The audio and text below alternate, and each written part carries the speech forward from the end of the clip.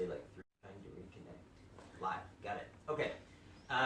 Now that we got our prayer out of the way, and that's not live on Facebook, we'll get back to chapter 4.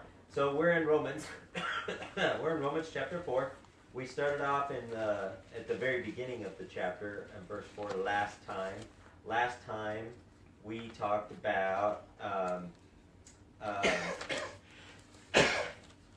Paul's using an example of how grace is, faith and obedience and the gift of God's grace has been around for a long time. It's not a new concept. It's not something that hasn't always been, it's not something that they're just pulling out of the air.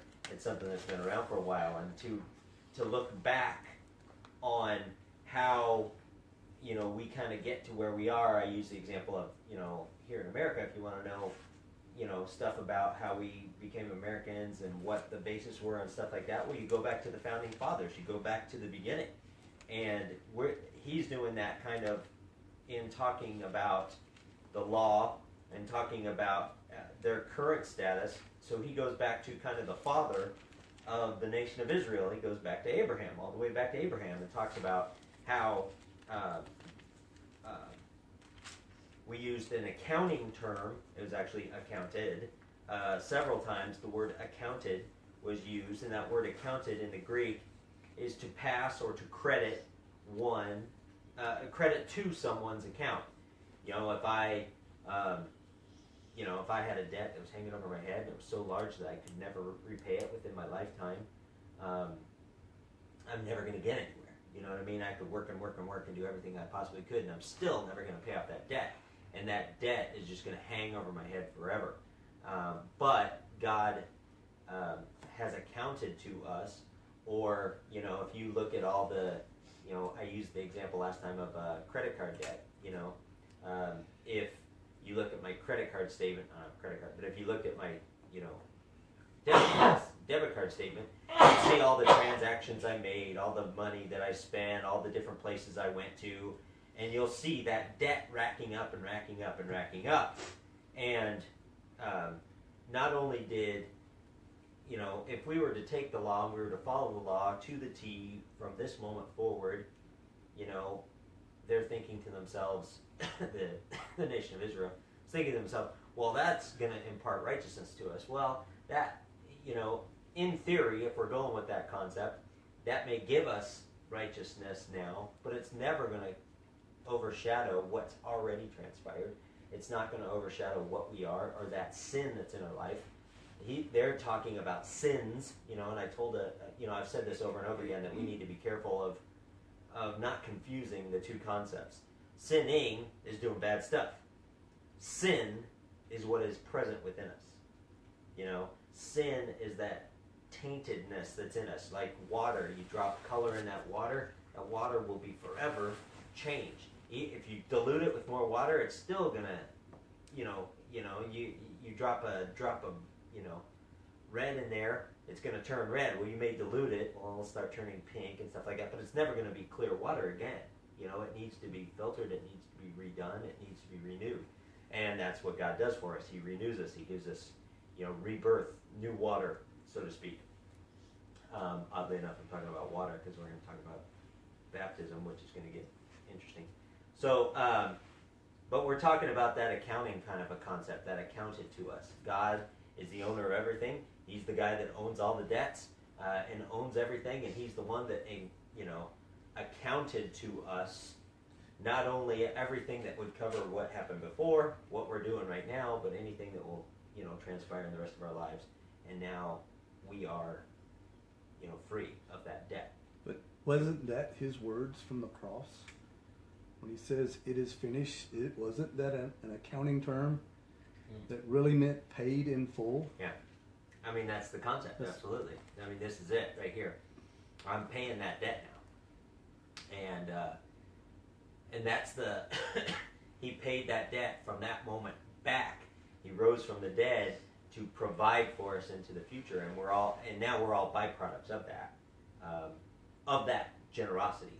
And that's what Paul's trying to get at, is this grace, this concept of this grace being given to us, not imparted to us because we are so cool. And we're going to get into that right now. In chapter 4, verses 4 through 8. So, with that in mind, chapter 4, verses 4 through 8, it says, starting at what we talked about was verses 1 through 3. 1 through 3 is, what then shall we say that Abraham, our father, has found according to the flesh? For if Abraham was just by works, he has something to boast about, but not before God. God's the owner of everything. Of course, he's not going to boast before God. Verse 3, for what does the scripture say? Abraham believed God, and it was accounted, that word accounted again, that imparted to him righteousness. Verse 4 is where we're starting today. Now to him who works, the wages are not counted by grace, but as debt. But to him, we'll keep going, but to him who does not work, but believes on him who justifies the ungodly, his faith is accounted for righteousness. Just as David also describes the blessedness of the man whom God imputes righteousness apart from works, blessed are those whose lawless deeds are forgiven, and those sins are covered. Blessed is the man in whom the Lord shall not impute sin. Okay, let's stop right there. Start at verse 4. Verse 4 piggybacks up, or begins to take over from the concept that we left off on, which I think is a great place for us to start, verse 4. Now, he extends that accounting analogy to verse 4 here, and kind of keeps it going, because it's the concept of works versus grace. Now, if you have a job, okay, if you have a job and you provide a service to your employer, okay, whatever that service is, I started off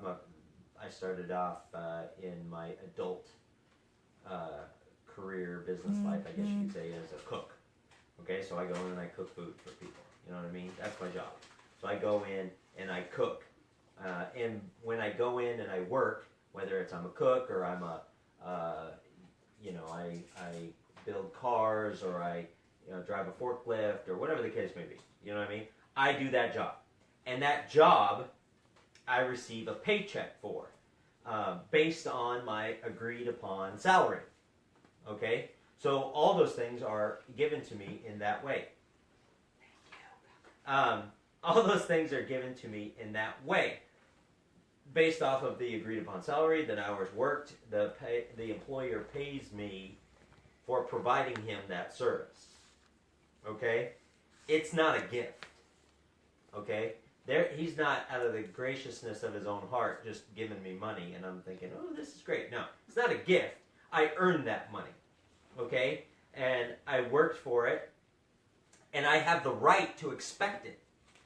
That's something else that you need to understand, is when you have a job and you perform a service for somebody, you have an agreed upon salary, agreed upon hours that you worked and stuff like that, you can, as an employee, expect to get paid.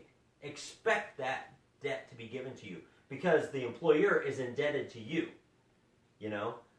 When I first started in my first restaurant, one of the guys I worked for told me, he goes, you know what? He goes, I'll tell you, this is how businesses work. He goes, I know everything about this business. I know how every plate should look. I know how everything should taste. I want to know how every table should be set up, how every restaurant should look. He goes, I know all those things. And I could go in there and make sure that every single one of those things is done right if I go in there and do it myself. He said, the problem is I can't do that for very many people.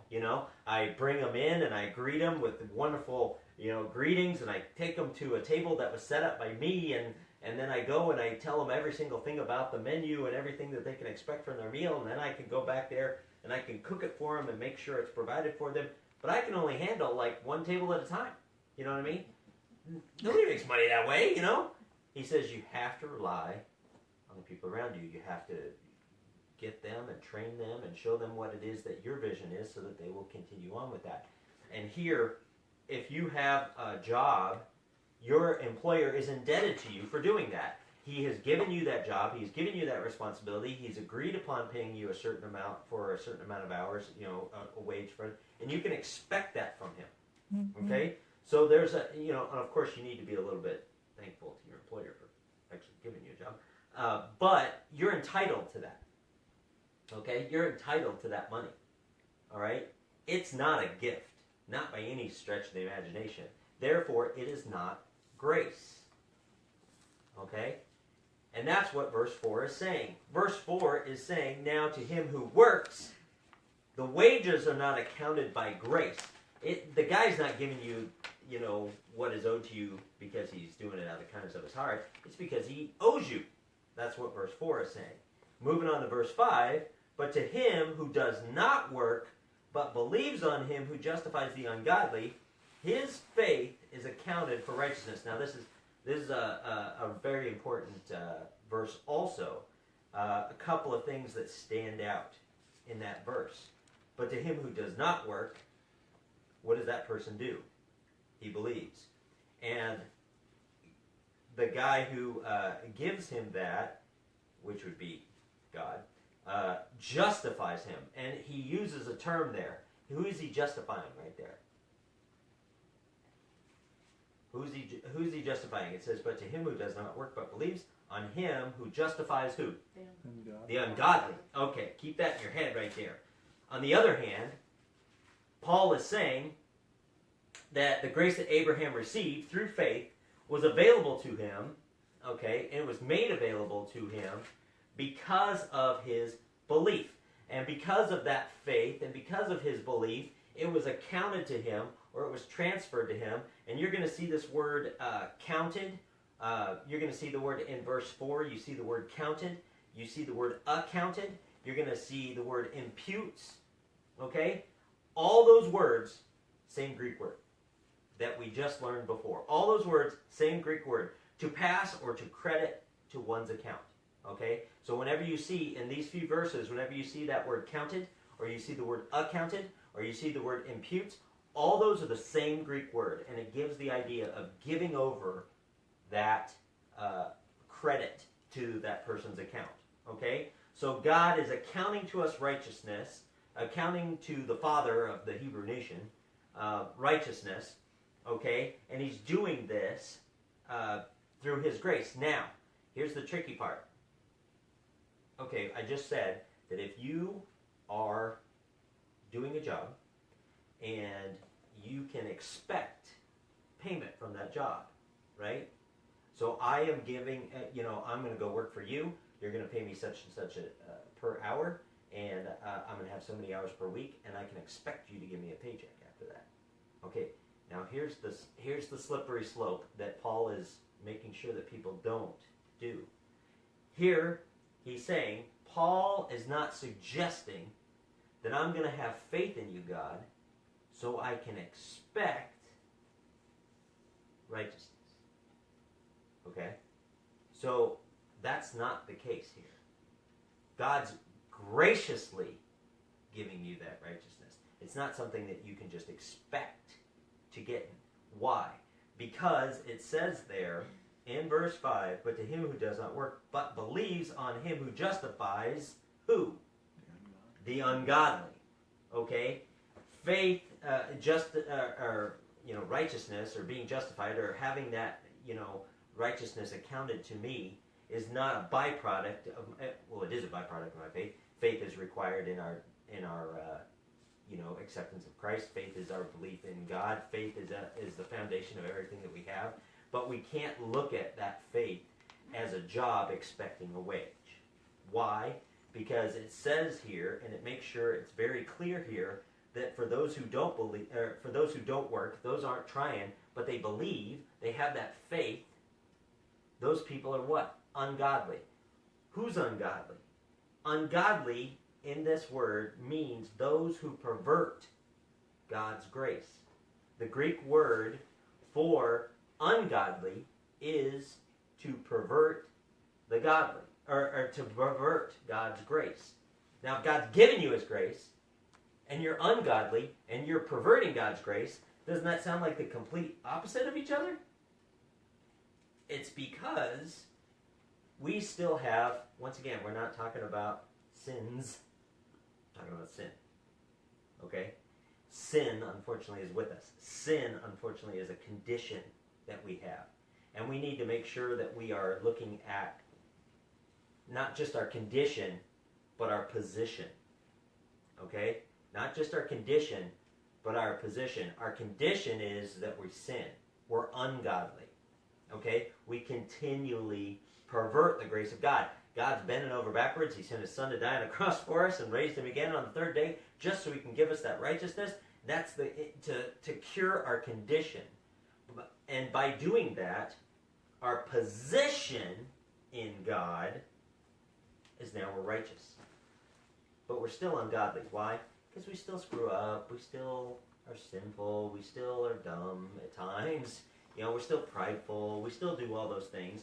So here in verse 5, I think Paul's really trying to make sure that we understand. But for those who don't work, for those who aren't fixated on that reciprocation, I have faith in you and you give me righteousness. All right? I believe in God. And why would I believe in God? Because he's my only hope. I mean, flat out. He's my only hope. So I believe in God. And by believing in God, even though I pervert the grace of God, God gives me that grace in the first place.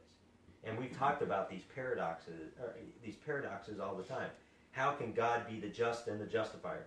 How can he be the one that puts down the wrath and holds everybody to the same standard, and yet, even though we're guilty, sets us free? How can he do that? How can we who pervert God's grace still get his grace?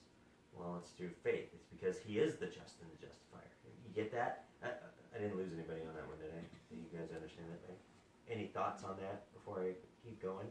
I just want to make sure that it's kind of an important point he makes there in verse 5, and I just want to make sure that we're not kind of just breezing over it. I just want to make sure that everybody's got it. Okay. So anyway, that's the concept there, is that these verses right here, Paul's making sure that we understand the concept that, God's really sticking his neck out for us. God's really doing something here. You know what I mean? He's the just and the justifier. He's given the grace to the perverting the grace, to people that pervert the grace. And he's doing all these things by his own design, by his own will. It's not by something we earned. It's not a reciprocation of some kind of wage for work that we're doing through our faith. It's all on God. Okay? So that's what he's kind of saying here. I hope I didn't lose you on that one. I hope you got that one. Is that cool? Yeah? No? Any thoughts there or anything? Okay. All right on. Well, then let's move on to 9 through 12 is what we're going to do. Unless anybody has any thoughts or comments, we're moving on to 9 through 12. So we'll jump over to Abraham. Now, Abraham talked about, we kind of talked about this at the beginning. He talked about two different concepts. First, he went back in history to talk about basically the founding father of the Hebrew nation. You know what I mean? Abraham. Well, now he's going to talk about the cornerstone, I guess you could say, of what the Jews now hold dear to, and that is circumcision. So, in verse 9, we'll go 9 through 12. Does this blessedness... Okay, so once again, we're talking about God's grace. Getting God's grace. We believe it's imparted to us, imputed to us. It's accounted to us. It's counted to us. Whatever you want, whatever word you want to use. Same Greek word. Whatever word you want to use. Okay. Does this blessedness then come upon the circumcised only, or upon the uncircumcised also? For we say that the faith is accounted, once again that word accounted, same word, for we say that faith was accounted to Abraham for righteousness. How then was it accounted? While he was circumcised or uncircumcised? Not while circumcised, but while uncircumcised. So he kind of answers his own question right there. Verse 11. And he received the sign of circumcision, a seal of the righteousness of the faith which he had while he was still uncircumcised, that he might be the father of all those who believe, though they are uncircumcised, that righteousness might be imputed, once again, same word as accounted, to them also. and the father of circumcision to those who not only are of the circumcision, but who also walk in the steps of faith, which our father Abraham had while still uncircumcised. All right, let's stop. There's a ton of stuff in there. Does the blessedness. Okay, so he's talking about, once again, he did this before, earlier on. Chapter 1, he talked about mankind in general. Then in chapter 2, he got a little bit more personal. Chapter 3, he kind of started talking about, okay, so let's address the elephant in the room, the nation of Israel. Do you think you're a little bit better than everybody because you got the law? Well, that ain't the case either, And now, he's talking about how this righteousness, he's talking about the father of the Hebrew nation. He's talking about the father of the Israelites, I guess you could say, so to speak. And he is talking about how grace was imparted to him because of his belief. And he's talking about it right here in verse 9. Does this blessedness, does this righteousness that's been given to them, is that imputed to them, or is that given to them, or is that accounted to them, to the circumcised only, or to the uncircumcised as well? Okay? So, he demonstrates that Abraham, the father of all right, the father of the Hebrew nation, all this kind of stuff, was declared righteous by grace through faith. Okay? And it was done not of his works. Okay? It's not done because of his commitment to the law. Well, the first thing that pops out in my mind is because the law wasn't even there yet. You know what I mean? Law wasn't even there yet. Okay? Law hadn't even been imparted to man yet. But this concept of circumcision is something that is so vital to the Hebrew people. He asks, is the faithful participation of, believing in God and stuff like that only for those who are circumcised? Or can anybody get in on it? You know what I mean? That's what he's saying in verse 9. Verse 10, he's asking this rhetorical question, and then of course he answers it, which I thought was funny. For we have the end of verse 9, for we say that faith is accounted to Abraham for righteousness. How then is it accounted? While he was circumcised or while he was uncircumcised? Well, no, it was while he was uncircumcised, okay, is what he's saying here. He asks this rhetorical question. Now, because Abraham was kind of the founding father, so to speak, Jewish people would know this. They would know. What Paul's saying is not something that would take people by surprise. They're there. They've been living the law for 1,500 years. They know. They know what's going down there. So when he says this to them, he's not taking anybody by surprise or anything like that. And he's saying that Abraham believed, grace was given to him, and it was done before circumcision ever came around.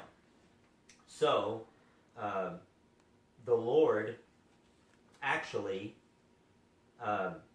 presented this, covenant, this grace to Abraham on 3 different occasions. Okay? The first one, he confirmed this covenant with Abraham 3 times. The first time was in Genesis 12 when he instructed him to leave his homeland. I don't know if you know the story, but when he came to him, Genesis 12, he comes to Abraham. He was Abram at the time. Hey, I want you to pack up and leave. I'm going to send you someplace that I want you to go. Doesn't tell him where. Just says, hey, pack up, let's go. Okay? So that's when he tells them, that you're going to be a great nation. All this stuff's, it's great stuff is going to happen. Now, the second time was mentioned last week in Genesis 15. Okay? When he was, on his 85th birthday, ironically, he was once again told, you're going to be the father of this great nation, and he had married a woman who can't have kids, and they're old, and all this stuff. You know what I mean? How is that really going to happen? Because, I don't see how we're going to pull that off, God, but whatever you got going on, that's cool. But he does that to him the second time, okay? And the rite of circumcision isn't even given until the third time that he confirms this. So God imparts grace to him because he believed, and he did it about a dozen years before the law, or before circumcision even came about. Okay? Before it even came about, this was given to him, and this covenant was made with him, and this promise was given to him.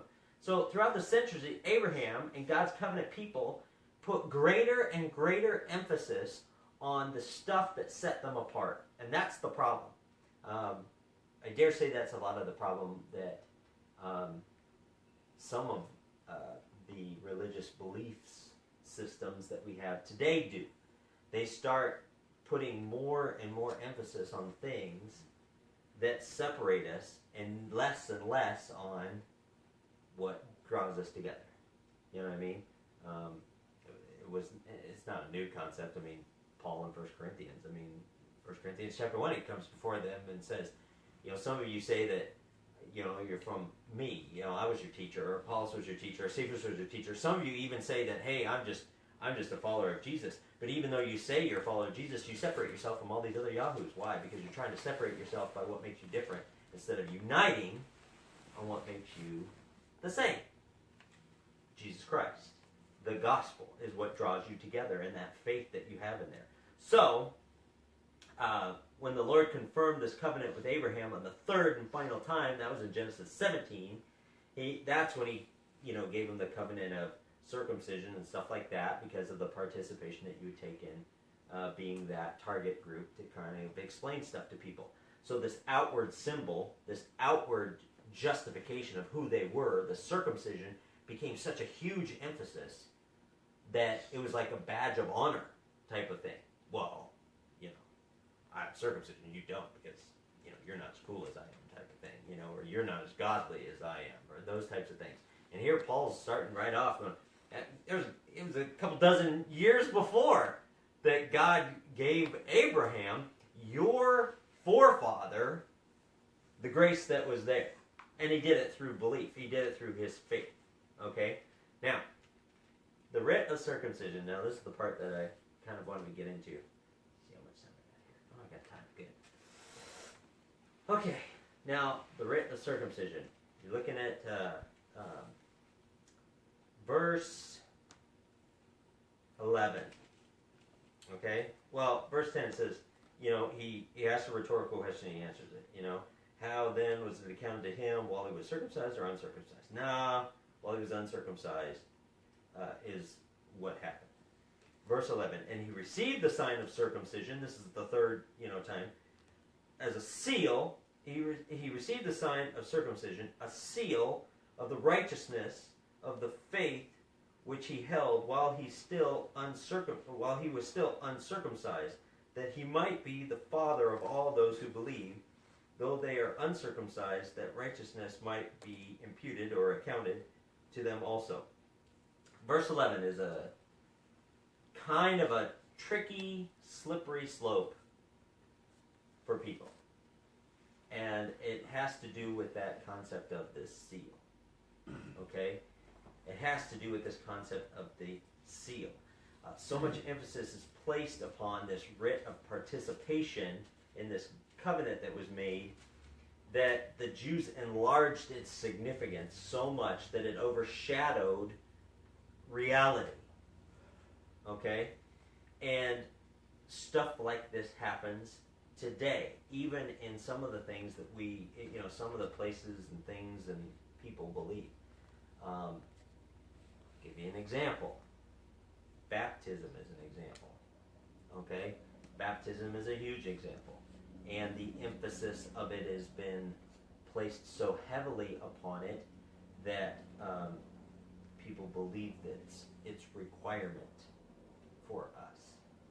All right? Which isn't the case. All right? One can't be saved through baptism. And they couldn't be saved through circumcision either. The reason why, I guess, let me back up just a little bit. Let me tell you why this stuck out in my head so much and why I'm even bringing it up. I was sitting in a church service. My wife and kids and I went to this other church to check it out, right? And it was a big old honking church in California, big old huge church, where there was, the wraparound stage and seats for days and a big balcony. There was tons of people. You'd be hard pressed to throw a ball from one end to the other. They're so big, you know what I mean? And everybody's up on stage, they're doing the whole song and dance, da da da. Finally, the guy comes up and he starts preaching the word, and he says, baptism is today's modern circumcision for the believer. And I went, what? And everybody around me, I didn't realize I said it. Everybody around me, including my wife, who was going, honey. I went, what? And the people I was with, because I had gone with a friend of my wife who is still, who's a believer, but still learning and stuff like that. And when he said that, I went, what? And I thought, and then I just kind of went, okay, maybe I shouldn't have said that out loud. And then, they did, my wife and friend looked at me, and I just kind of thought, well, this is the last time we're coming to this place. Because, just like circumcision, baptism is not intended to impart salvation. It was never designed that way, okay? Baptism, like circumcision, was a rite. It was something that needed to be done. As a matter of fact, it was required back in the Old Testament, okay? There was a requirement there, ceremonial washings and things like this, that had to go on, and it was very necessary, and it was part of what was going on there. Ideally, the Christian conduct, not baptism, but ideally, someone's Christian conduct should be the outpouring to everybody around him that they're a Christian. I've said it plenty of times to people when I've had that discussion about baptism. You go get baptized and you do it in front of a handful of people that already know you're a Christian. I said, I'll tell you what you should do. Go down to Lifeway and go buy one of those Jesus fish or something like that, slap them on the back of your car, and make a statement to the world that everybody knows that you're a Christian. And people are like, oh, no, I'm not doing that. I might cut somebody off, and then they, they'll think badly of me or something like that. You know what I mean? I'm thinking, well, there's your testimony right there. Thanks for telling it to me. You know what I mean? I'm not trying to be a jerk about it, but here you go. It's evident, okay, that these things were not intended for it. He, being Paul, here in verse 11, he said he received the sign of circumcision, Abraham, as a seal of the righteousness of the faith that he held while he was still uncircumcised. And people put emphasis on that so much that the concept of circumcision overshadowed the concept of faith. Things like communion and baptism, modern day baptism that we know today, require, even back then, not even baptism today, but back then, those things require something before you participate in them. They require salvation. They require, the prerequisite for taking part in those things is to have a relationship with Christ in the first place. Okay? As a matter of fact, Paul goes into a great deal on communion, for example. If you don't have that personal relationship with Christ, you're doing a bad thing by doing this. Okay? Because you're actually taking in the condemnation, you're taking in the bad stuff of what was done to him, because you're making a mockery of what was done. Okay? And here, the baptism is the same way. Well, let me just throw it out there. Does anybody have any comments, I guess? Any thoughts or comments or questions before I continue on down this rabbit hole?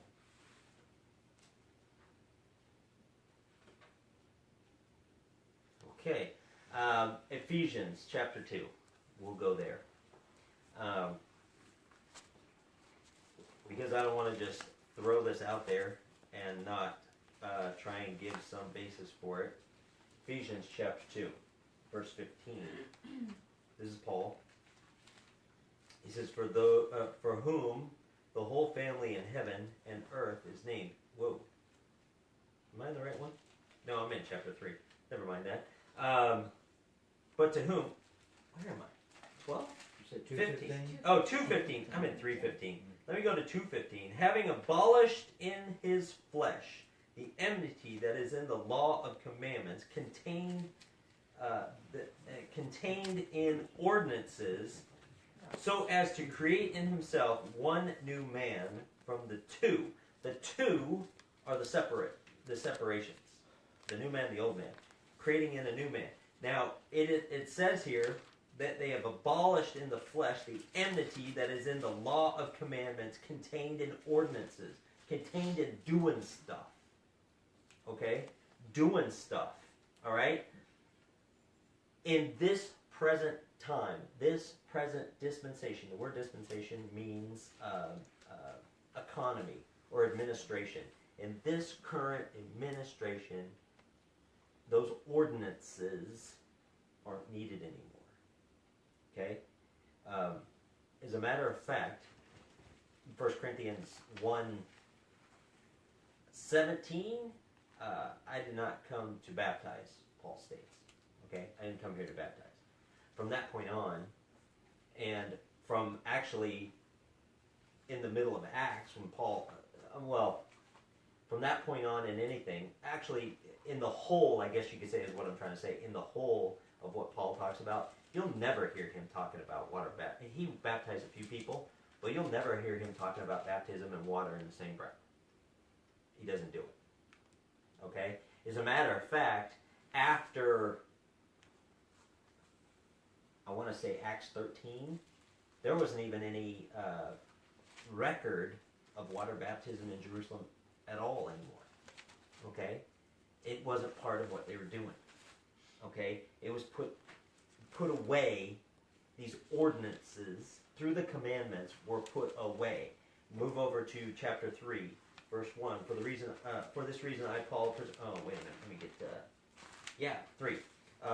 For this reason I, Paul, a prisoner of Christ Jesus, for you Gentiles, if indeed you have heard of the dispensation of the grace of God, the administration, remember that dispensation word means administration, it means economy, heard of the dispensation of the grace of God, which was given to me for you, how that by revelation he made known to me the mystery, as I have briefly written already, by which when you read you may understand my knowledge in the mystery of Christ, which in other ages was not made known to the sons of men, as it has now been revealed by the Spirit and his holy apostles and prophets, that the Gentiles should be fellow heirs of the same body and partakers of his promise in Christ through the gospel, of which I become the minister according to the gift of grace of God given to me by the effective work of his power.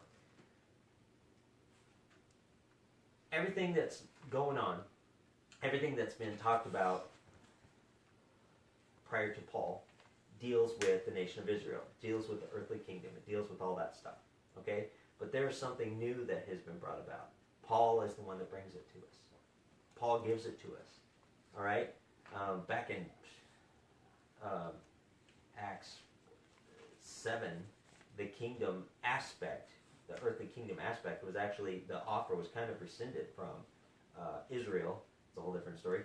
And then later on, in I think it was Acts 9, when on the road to Damascus, the whole thing changed. Okay? And a transition was made from Acts 13 all the way to Acts 28, from going from all Israel to this new mystery that was given to us. And the transition was gone from 13 to 28, removing the concept that there is Jew and Gentile, we're all together. Okay?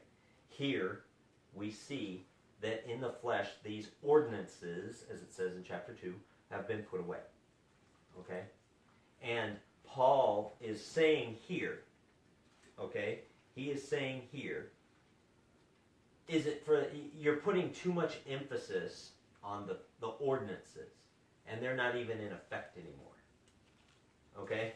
You're putting too much emphasis on the wrong thing. Okay? You're putting all the emphasis, your claim to fame is the law and the circumcision, and neither one of those are in effect anymore. So where's your claim to fame, is what he's saying. So what are you bragging about now? There's nothing to brag about. Okay? Even Abraham was imparted righteousness through his faith, through his belief. And it came long before the law. Years and years before the law was even there. He even ratified his covenant with him 2 times before the law even came to be. You know, before the circumcision part ever came to be. So, the concept that these things, that we're holding on to these things, is not great. Okay? What is great? Well, the Lord is great.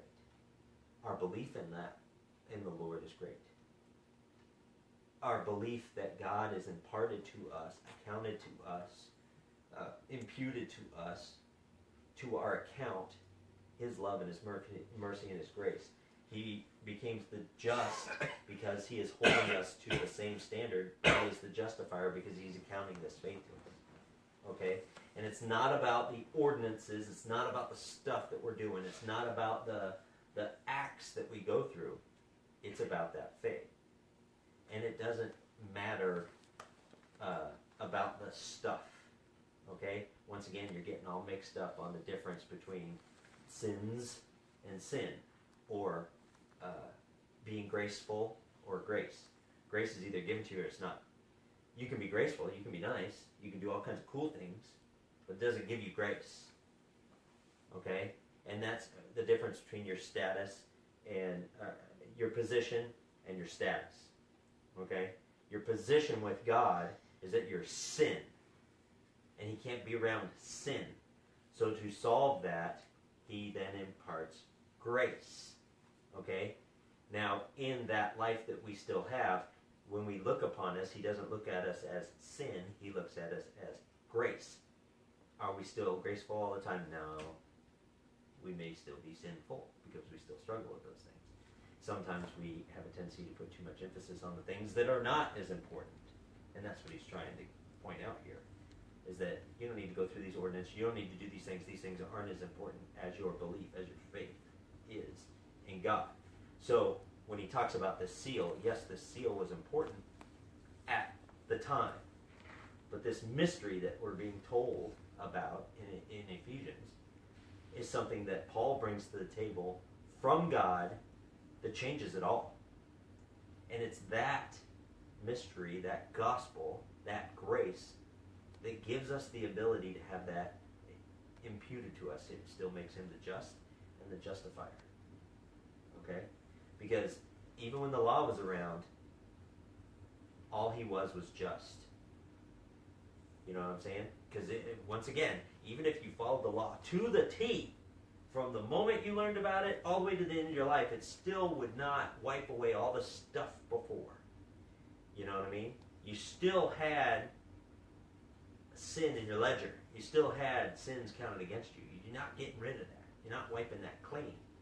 The only way to do that is to have the whole account removed from you. And that is done through the grace of God. And that was done through his faith. Pure and simple. Does anybody have any thoughts, comments, questions, observations, any of that?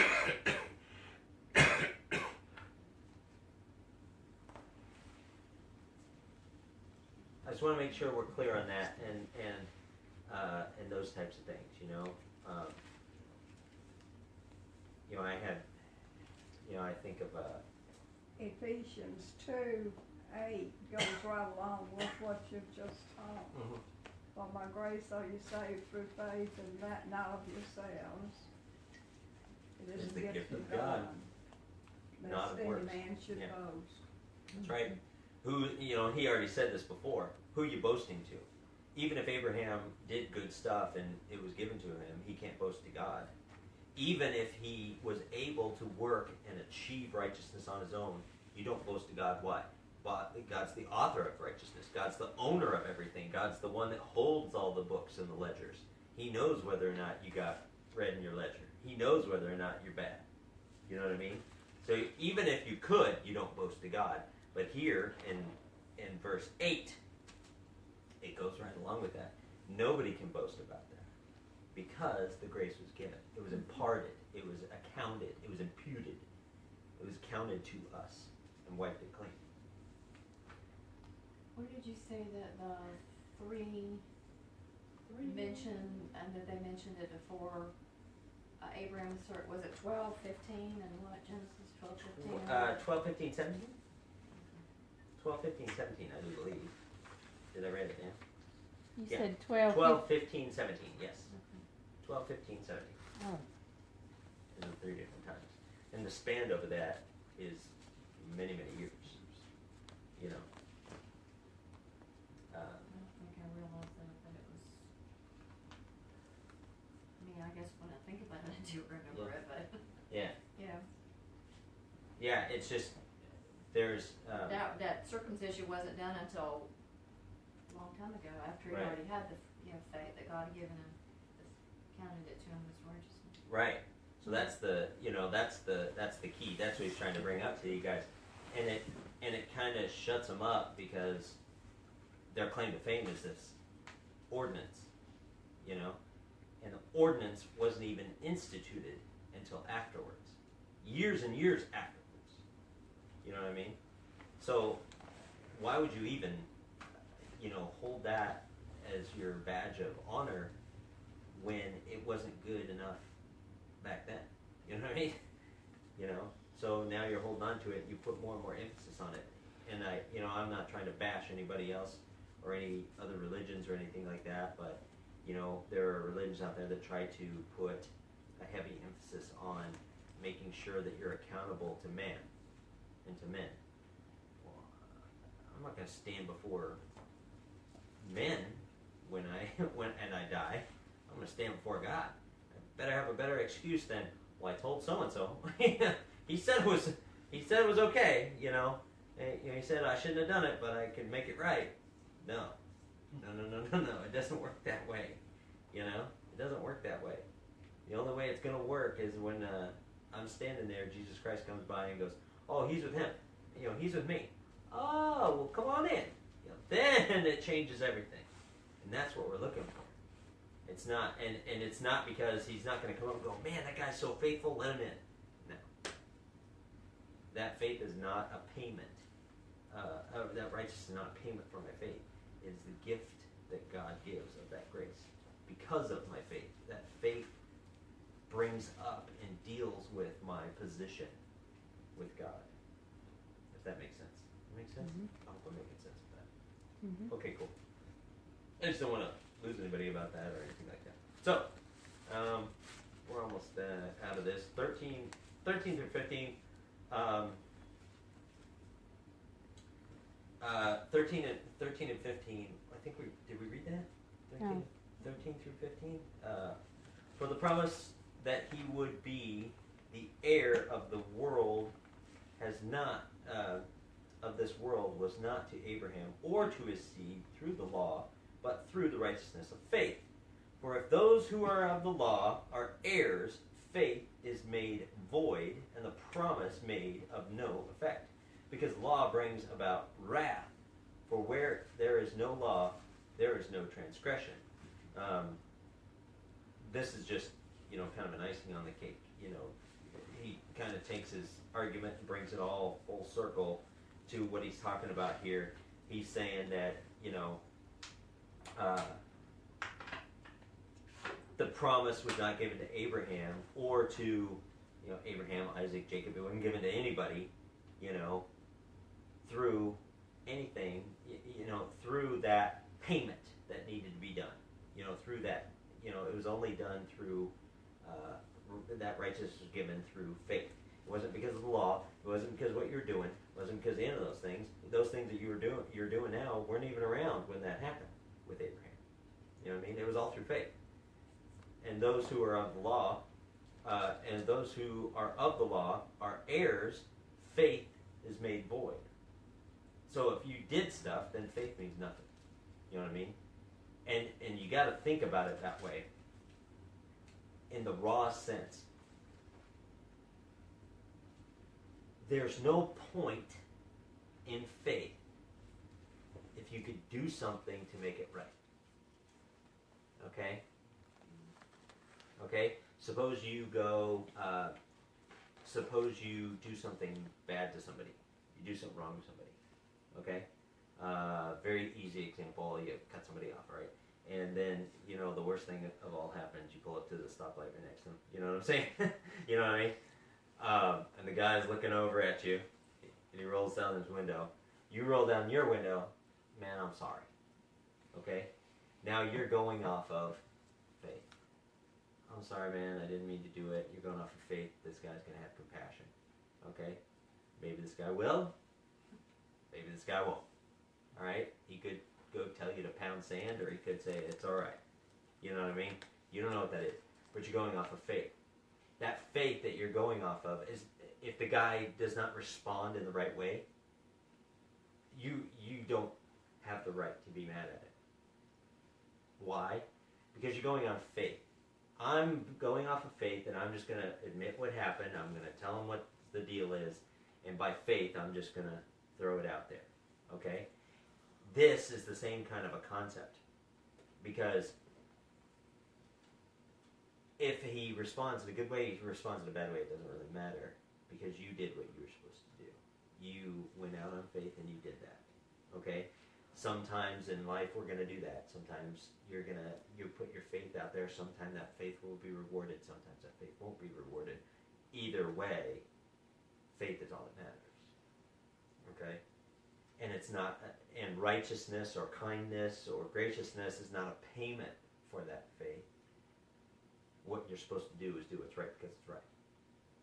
Now, thankfully, because of our faith, God does give us a gift of grace.